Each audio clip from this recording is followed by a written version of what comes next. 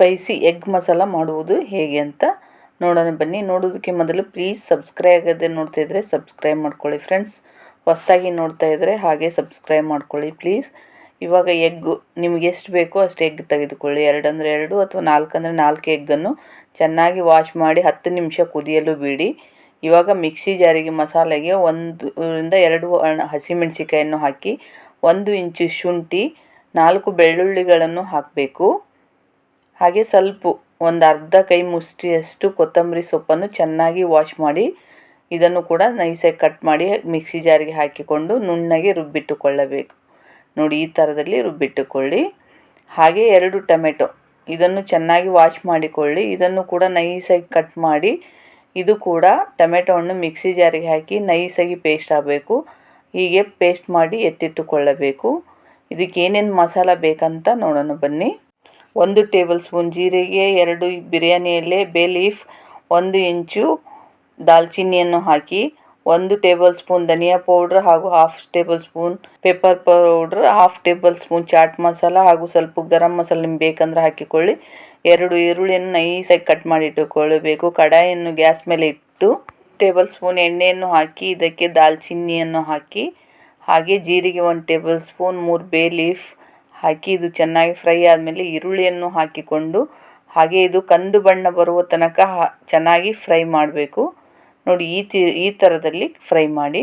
ಇವಾಗ ನಾನು ರುಬ್ಬಿಟ್ಟುಕೊಂಡ ಮಸಾಲ ಗ್ರೀನ್ ಮಸಾಲವನ್ನು ಇದಕ್ಕೆ ಹಾಕಿ ಇದು ಕೂಡ ಹಸಿ ವಾಸನೆ ಹೋಗುವ ತನಕ ಫ್ರೈ ಮಾಡ್ತಾ ಇರಬೇಕು. ನೋಡಿ ಹೀಗೆ ಫ್ರೈ ಮಾಡಿ. ತುಂಬ ಈಸಿ ಹಾಗೂ ಹೆಲ್ತಿಕರವಾದ ರೆಸಿಪಿ.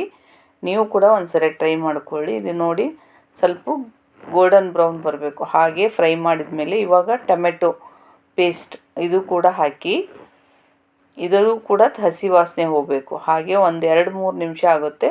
ಚೆನ್ನಾಗಿ ಫ್ರೈ ಮಾಡ್ಕೊಳ್ಳಿ. ತಳ ಅಂಟದ ಹಾಗೆ ಫ್ರೈ ಮಾಡ್ತಾ ಇರಿ. ಈ ರೆಸಿಪಿ ಪಕ್ಕ ಡಾಬಾ ಸ್ಟೈಲ್ ಟೇಸ್ಟ್ ಕೊಡುತ್ತೆ ಫ್ರೆಂಡ್ಸ್. ಈ ಥರದಲ್ಲಿ ಮಾಡ್ಕೊಳ್ಳಿ. ಮಕ್ಕಳು ಇಷ್ಟಪಡ್ತಾರೆ, ದೊಡ್ಡವ್ರಿಗೆ ಇಷ್ಟ ಆಗುತ್ತೆ. ಲಂಚ್ ಬಾಕ್ಸಿಗೂ ಡಿನ್ನರ್ಗೆ ತುಂಬಾ ಈಸಿಯಾಗಿರುತ್ತೆ. ಇದು ಚೆನ್ನಾಗಿ ಫ್ರೈ ಆಗಿ ಹಸಿ ವಾಸನೆ ಹೋದ್ಮೇಲೆ 1 ಟೇಬಲ್ ಸ್ಪೂನ್ ಧನಿಯಾ ಪುಡಿ, ಅರ್ಧ ಟೇಬಲ್ ಸ್ಪೂನ್ ಪೆಪ್ಪರ್ ಪೌಡರ್ ಹಾಗೂ ಚಾಟ್ ಮಸಾಲ ಒಂದು ಅರ್ಧ ಟೇಬಲ್ ಸ್ಪೂನ್ ಹಾಕಿ, ನಿಮ್ಗೆ ಬೇಕಂದರೆ ಗರಂ ಮಸಾಲ ಒಂದು ಅರ್ಧ ಟೇಬಲ್ ಸ್ಪೂನನ್ನು ಹಾಕಿ, 1 ಟೇಬಲ್ ಸ್ಪೂನ್ ಖಾರದ ಪುಡಿಯನ್ನು ಕೂಡ ಹಾಕಿ, ಸ್ವಲ್ಪ ಅರಿಶಿಣ ಪುಡಿಯನ್ನು ಹಾಕಿ, ಅರ್ಧ ಟೇಬಲ್ ಸ್ಪೂನ್ ಅರಿಶಿಣ ಪುಡಿಯನ್ನು ಹಾಕಿ ಚೆನ್ನಾಗಿ ಮಿಕ್ಸ್ ಮಾಡಿ.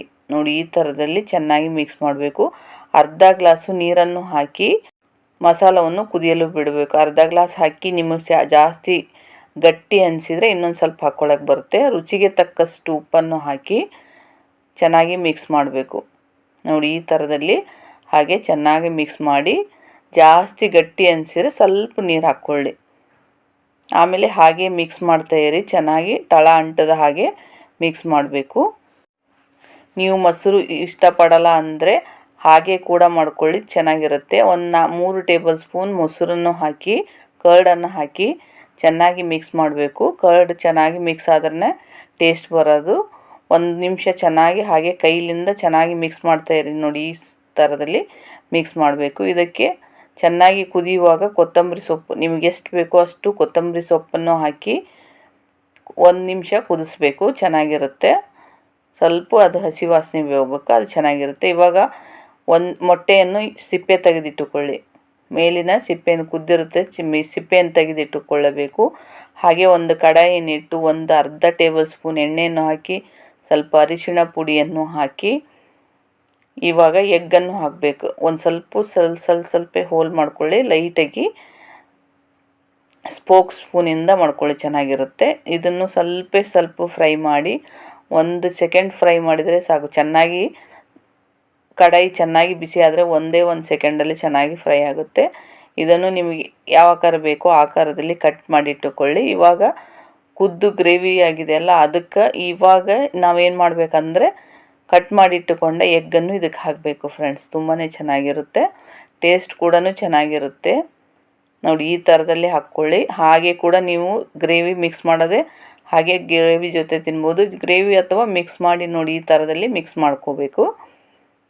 ಗಟ್ಟಿ ಅನಿಸಿದರೆ ಇನ್ನೊಂದು ಸ್ವಲ್ಪ ನೀರು ಹಾಕ್ಕೊಳ್ಳಿ, ತಿಕ್ನೆಸ್ ಜಾಸ್ತಿ ಆಯ್ತಂದರೆ. ಇವಾಗ spicy egg masala ready friends. ಇದು ಚಪಾತಿ, ರೋಟಿ, ರೈಸಿಗೆ ಹಾಗೂ ಪುಲ್ಕಕ್ಕೆ ಎಲ್ಲದಕ್ಕೂ ಚೆನ್ನಾಗಿರುತ್ತೆ. ಮಕ್ಕಳಿಗೂ ಕೂಡ ತುಂಬ ಇಷ್ಟ ಆಗುತ್ತೆ. ಈ ಥರದಲ್ಲಿ ನೀವು ಒಂದ್ಸರಿ ಟ್ರೈ ಮಾಡಿ.